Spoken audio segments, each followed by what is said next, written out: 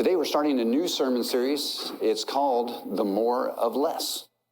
I find that a lot of people I talk to have this general sense of discontentment. I feel like we're not really satisfied with something. Now, you can fill in your own blank. For some people, it's very obvious. For some people, it's a season. But something feels lacking. And so this series called The More of Less is designed to help us take a look at what contentment is, what it really is, not what the world says it is, and how to find it, and then how to keep it. So I want to start with a story today. It's a story that you're familiar with. The story begins like this. There were two people that God created named Adam and Eve. They lived in literally paradise. And when you hear the term Garden of Eden, don't you think paradise? It was beautiful. They had everything they needed. They walked in the presence of God. What more could you possibly need? Act 2, enter serpent. Serpent happens to point out this bright and shiny apple, and man, does it look good. It is so tempting. And so the apple turns into a temptation, the temptation turns into an act, and the act leads to the loss of paradise. And here's the irony. Those two people had everything they needed, but there was something else they wanted. Am I talking about Adam and Eve, or am I talking about us? See, I'll let you decide. Fast forward several generations, there have been all kinds of studies. I actually looked up studies as recently as 2024. We have never been, as Americans, more wealthy and less happy. This chart right here, if you look at the blue line at the bottom, that's an index of happiness. I don't know how they measure that, but there's an index of happiness. And if you're not on the scale, then I don't know how to help you, but I do know how to bring joy. So we'll talk about that later. So this index of happiness, you notice, is pretty flat-lined right there. The green line is the average per capita income since, what does it start? 1974, I think I cut off the line to modern day. We have exponentially gotten richer, and we have stayed the same in happiness. Now, one of the other numbers that you can't see from back there, but it's that happiness index is on a scale of 1 to 10. And you'll notice it hasn't really moved, and there might be a slight decline in it, but it's rated at 6.8% out of 10. Teachers or students, if you scored a 68% on a test, what grade would you get? Depending on the school, it's a D at best, or maybe an F. Folks, we're flunking happiness. We who have the greatest hope of all, the good news of the gospel of Jesus Christ, are failing at happiness. Now, happiness and joy are different things. We can get into that some other time. But shouldn't we, of all people, be filled with joy? What's the problem here? Well, the problem is that apple. Or is it? No, the problem is Eve. Or is it? No, the problem is the serpent. Or is it? See, everything that I'm talking about is our ability to blame something else for our state of our heart. Because it's not about the apple, no matter how shiny it was. It's not about the serpent, no matter how smooth he was in his sales job. It's not about Eve, who took the bait. It's not about Adam, who also took the bait, by the way. It's about discontentment. You have to peel back the layers and see what is the real issue here. The real issue is discontentment. Because if when we're discontented, we open the window for things to enter in, and we stop thinking about what we need and start thinking about what we want. Those two aren't always the same. And when we open that window, there's a person, there's an enemy, there's an entity that wants to drag us away from that state of contentment. Because when we're not content, we are weak. Replay that in your head for just a second, because our culture tells us when you're content, you're strong. Or when you're discontented, you're going to go get things and make it work. We don't really associate contentment in modern society with strength. We think people who are contented lack ambition, or they're lazy, or they just don't have a go-getter attitude. We're going to work through this in the next 4 weeks. I'm not going to answer all your questions today. In fact, I'll probably never answer all your questions. But stick with us for the next 4 weeks as we journey through this idea of what contentment really is and how to avoid discontentment. So now that we've identified the root cause, we can actually treat the disease of discontentment and stop worrying about blaming everything else, that bright, shiny object, that smooth salesperson, that person who just took the bait. No, it's time to focus on us and just us. So, setting for today's sermon is John the Baptist. He is talking to people. He's getting great results. Is he Harvard educated? Is he well-dressed? Is he eloquent? No, but he's got the Spirit of God, and that's the most important thing. Is he content? He's content in his calling, but he's not content with the state of Israel. So he has some very direct words. If you want to read Luke chapter 3, that's John, but he's written about it in Luke as well. John chapter 3, this is when he really gins up his ministry, and he is calling everybody out because he sees that there's a big difference between what Israel was called to be and what Israel has become. So he's basically calling people out. I'm not going to read all of it, but this is his famous passage where he makes friends with the Pharisees by calling them brood of vipers. I wouldn't recommend that. He also talks about the voice of one calling in the wilderness, preparing the way for the Lord. But this is an obscure passage. Bear with me as we read through it, because it's going to make sense here in a second. But what the question is of the day, I always ask you to ponder something. When is enough enough? If that doesn't describe contentment and discontentment, I don't know what does. But when is enough enough? Here are the words that I'm reading today as John is talking to people who are responding to his preaching and say, okay, what do we do? I'm in. I want to be different. How do I do that? This is what he says. What should we do then? The crowd asked. John answered, anyone who has 2 shirts should share with one who has none, and anyone who has food should do the same. Even tax collectors came to be baptized. Teacher, they asked, what should we do? Don't collect any more than you're required to, he told them. Then some soldiers asked him, and what should we do? He replied, don't extort money and don't accuse people falsely. Be content with your pay. These are the words of God for the people of God. And for these words, we are grateful. That's a pretty obscure passage. What's he going to do with that? I don't know. I really just picked it because there's this one word in there that makes all the difference. Be content. Be content. That solves it all. That chinks up that eliminates the chinks in the armor. That solidifies our defense and our ability to resist. I don't need that. So what do we do now? We have to deal with this because this idea of not falling into temptation gives us a certain strength. This ability to be content makes us strong. And if you don't believe me, if you read that word in Greek, archeo, literally means in Greek, unfailing strength. How many people, when you examine your own willpower, can say, I have unfailing strength? I can't. I can't today, right?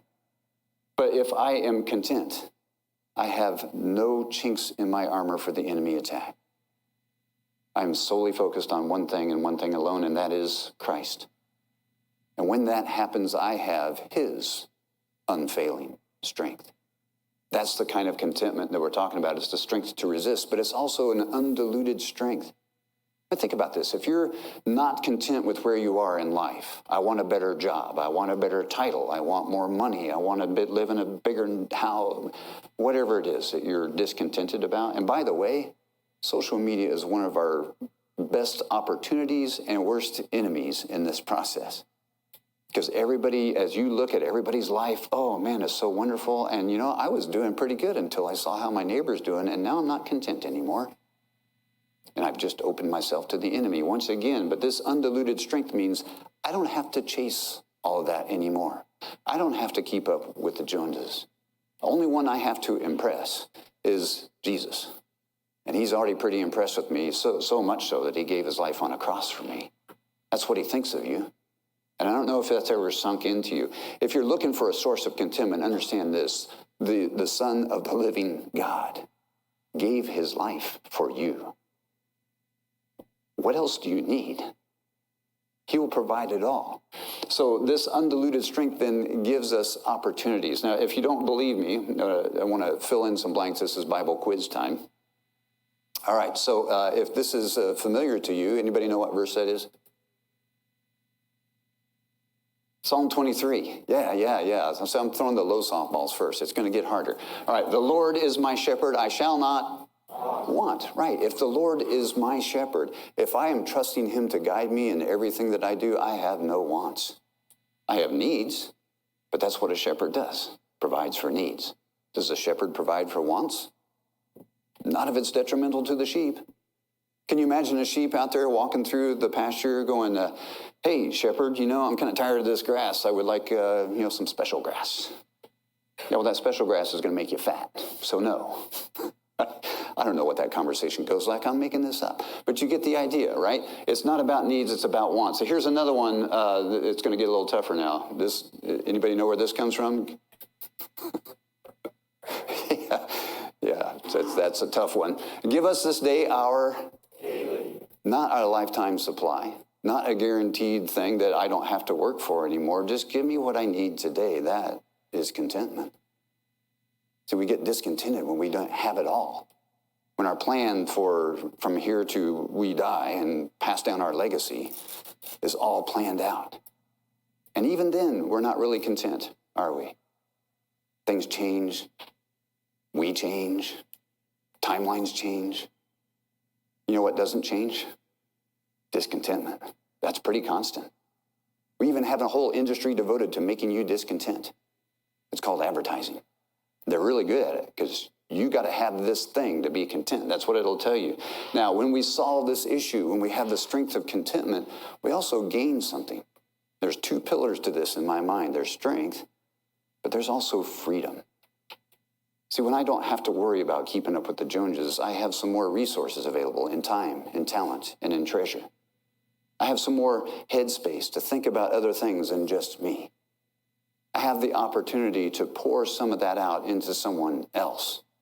And this is even biblical. If you don't believe me, check out Galatians 5:13 and 14. It says, for you have been called to live in freedom, my brothers and sisters, but don't use your freedom to satisfy your sinful nature. Instead, use your freedom to serve one another in love. Then doesn't that sound wonderful? See, that's what contentment allows. It allows some margin, some headspace, some heart space, some hand space. It allows us to have a feeling that I'm going to be okay, so I don't have to continually store everything up and keep it to myself. That's what allows us then to love neighbor as ourselves. The love that is action, that love that pours some time and talent and treasure into someone or something else. Now, here's an interesting question for you. Back to Psalm 23, my cup overflows. See, that's what we're talking about when we have a sense of abundance. We have a sense of I have everything that I need and I can pour some of this out into someone else. Then that freedom is what we use to serve one another. But here's the question of the day, and don't miss this. When you pour out of a cup of abundance, what end do you pour from? You pour from the top or the bottom? Now you think I've lost my mind. I can see it on your faces. And you're not wrong. But on this one, I got a point to make.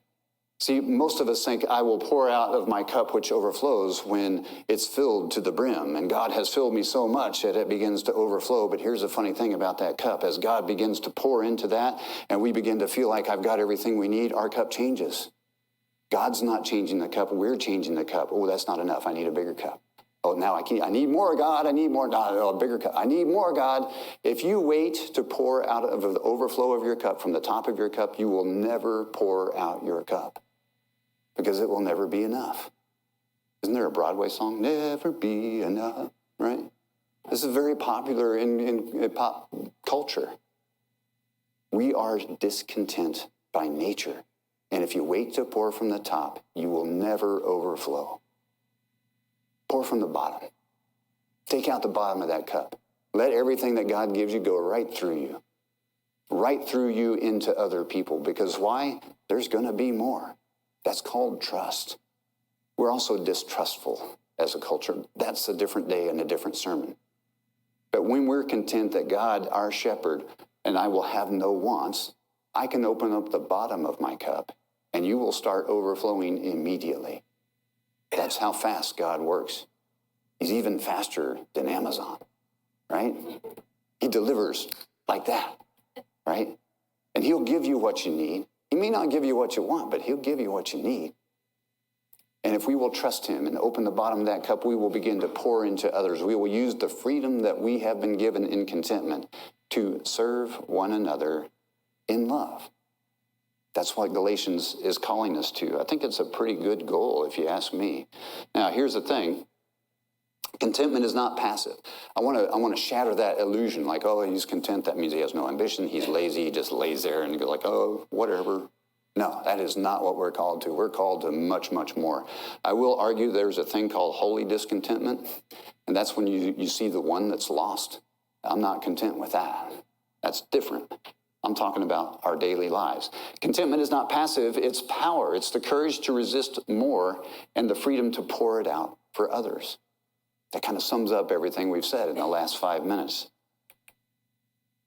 I didn't know y'all were going to be here. But the illustration that I'm using today is a place called Big Oak Ranch. You might recognize it, right? I want to tell you the story of Big Oak Ranch because it's a story of someone who had the opportunity to go get more, to enlarge the cup, but chose instead to shrink the cup so that the overflow would benefit others.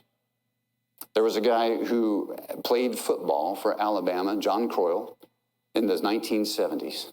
Played for the great Bear Bryant, right? He graduated Alabama as a defensive end. He was recruited by the NFL. He had the opportunity to sign for the NFL and make the big bucks and be famous. But at the same time, there was a call on John's heart. And that was for young boys who didn't have the best family situation. Christ was working on his heart. And he found himself at a crossroad. Do I sign with the NFL? Because, I could have a platform. I could have lots of money and I could help those boys from a distance. Or do I do this thing myself? Do I start this boys' ranch? In 1974, John made the decision that changed everything.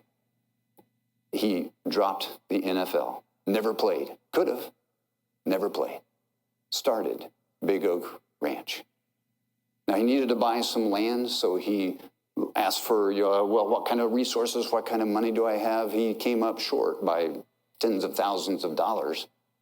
And one of his teammates from Alabama who had recently signed with the New England Patriots said, you know what?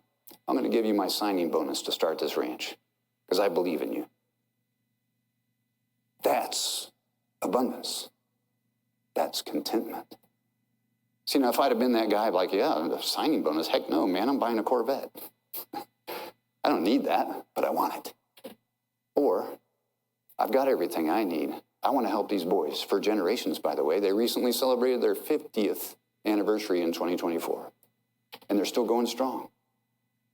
So the cool thing is, and maybe even cooler than John's story, is his son Brody also grew up playing football. Anybody remember Brody? Played for... Nobody cares. All right. But here's the thing. Brody made a decision when he graduated college. He actually got drafted in 2006 as quarterback for the Kansas City Chiefs. Anybody remember him now? Brody Croyle? No? Okay, you're not a Kansas City Chiefs fan. I get that. Anyway, so he played in the NFL for 6 years. He was a quarterback. He was doing great. And in 2011, he went to his wife and he said, something doesn't feel right. I'm kind of feeling a call to help out with Dad's ranch. Guess what? She said, I've been waiting 5 years for you to say that. She was on board. And so guess who's in charge of Big Oak Ranch now? Brody, the son. Now, here's the interesting thing. 5 years in the NFL, man, he could have kept going probably. I mean, he wasn't like the stars. He's not a Joe Montana, but he was a quarterback in the NFL. He walked away from that because he had everything he needed. He didn't need the accolades of man. He didn't need the fame of sports. He had a call on his life. And that call drove him to step out of that abundance into a whole different level of abundance. And to my knowledge, Brody is still there today. Is that right? Yeah. Brody is still there running it. It's expanding. It's gone to girls and boys. They've got a separate campus and all this stuff. And as I was researching this, because I knew it would be a great example, I ran across a news story.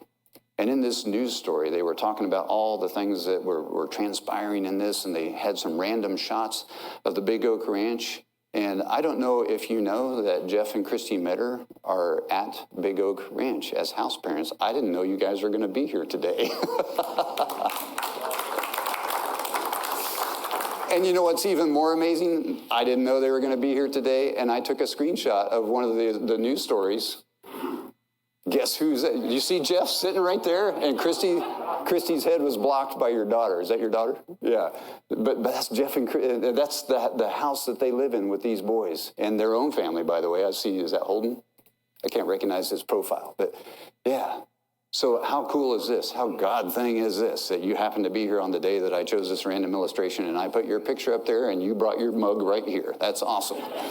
Only God can orchestrate that. That's amazing, right? But Jeff and I actually had a business together, and we could have made it big. We were going to be famous, but he chose instead. I'm just kidding. He made the right choice, by the way. And so thank you for your service as one example where you have everything you need. Maybe not everything you want, but you're doing the Lord's work, and we honor that commitment and dedication and contentment. So thank you for what you do.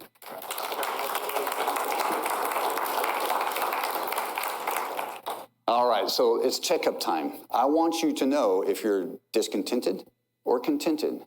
And there are signs that you can look for. Here's a list that you can run through. Do you have persistent restlessness? Do you have constant comparison? By the way, social media, like I said, really, really exacerbates that in the modern era. Do you have exhaustion and burnout? Do you have an opportunity or a proclivity to cut corners for more?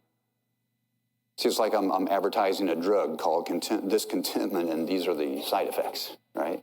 This is what you might experience. That's how you know when you're discontent. But if you are content, then you should experience gratitude, generosity. You should experience peace, relational joy. I would love to see a society filled with contentment and then revisit that happiness chart. I think the lines might be reversed. I don't know. Or maybe they'd at least be parallel. But we wouldn't be failing. I want to encourage you to actually take an active role in this contentment. And so, whoops, I got an extra slide in there. So here's some action steps that you can take this week. Number one, name your more. What is it that you're chasing right now? And once you've written that down, write it down. I want you to take that to God in prayer. Is that thing that you're chasing building God's kingdom or your kingdom? Because if it's just building your kingdom, guess what? You can let that go. You can experience a freedom saying, I don't have to chase that anymore. But if it's building God's kingdom, hang on to that. Go to the next step. Daily gratitude. Write down 3 blessings each night. Now, you may be thinking, that's the dumbest thing I've ever heard. I'm not a journaler. You could give me a million excuses. But when you stop and adopt a gratitude mindset, you realize how good our shepherd is, how much he's given us, and how much we have to be grateful for. Carry that through. That's going to be the fuel that leads you on to the next step and the overflow by serving. Which end of the cup are you going to pour out of? Give of your time, talent, and treasure. Because you've been given greatly. You've been given the good news. You've been given salvation. That's what people need. That's what he's asking us to share. At the beginning, I asked this question. When is enough enough? Where do I draw this line so that I can actually be content and not settle into discontentment? I don't normally answer my own questions, but today I made a special circumstance. You may not agree, and if you don't, I'd love to talk to you about it. But here's my answer. When is enough enough? When Jesus is your enough. Let's live into contentment. Let's give. Let's love. Let's serve. Will you pray with me? God, thank you for the gift of abundance, the gift of your Son, Jesus Christ. Help us to cast aside everything that is not of you. Help us to gain the strength of contentment, to recognize that all we need is you, Lord, as our shepherd. God, help us also to not be distracted. Help us to not go back to comparison and all the things that the voices of this world will tell us to do. But help us to settle in that contentment, but not to settle for not building your kingdom. God, help us to have a holy discontentment, to make disciples, to not be satisfied with the sin in this world or our lives. Help us not be satisfied with the condition of the poor and the needy. Help us to not be satisfied until everyone hears your good news. God, in that we will find true contentment. We will find strength. We will find freedom. Because when the Son sets us free, we are free indeed. God, I pray all this in Jesus' name. Amen.